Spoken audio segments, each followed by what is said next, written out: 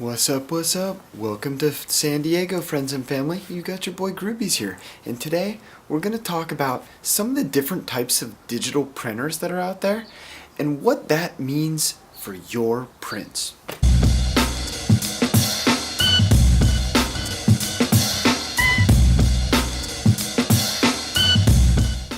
Alright guys, if you are looking to start a clothing line or create amazing products, you've probably been thinking a lot about printing, whether it's t-shirts or hoodies or other types of apparel, and you've probably stumbled across digital printing, which is a great approach if you're trying to print photorealistic artwork. We've also made a video in the past about the differences between screen printing and digital printing, so you can check that link out and check out that video if you have some questions there. But on to digital printing.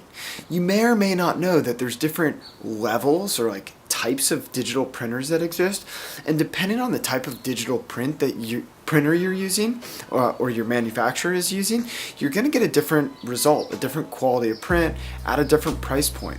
So at the entry level is basically folks who are printing transfers. And transfers are honestly what kind of gives digital printing a bad name. They're the things that you wash them one time and they totally flake off. Basically, it's typically a pretty low-end printer. You print on a piece of paper, you heat press it over and transfer it onto a t-shirt. That's what's called a transfer.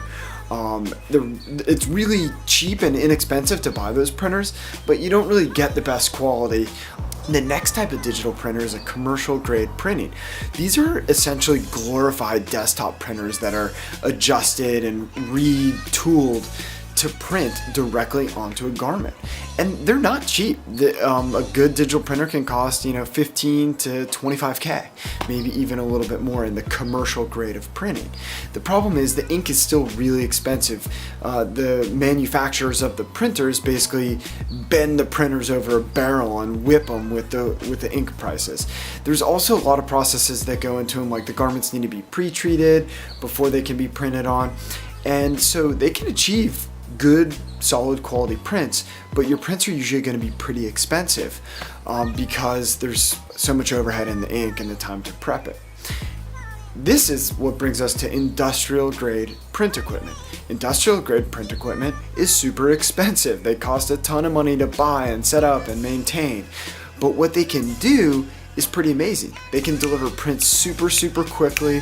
A lot of times they can pre-treat and print at the same time, so you don't need so from a manufacturing standpoint, it's much easier to manage the workflow around these industrial printers, and they can and inks aren't as nearly as expensive as with the commercial grade printers, so you can get your prints super cheap.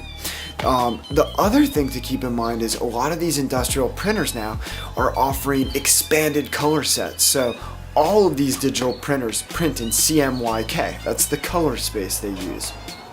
Well, industrial printers are now adding new colors into CMYK, things like red and green ink, as well as white inks.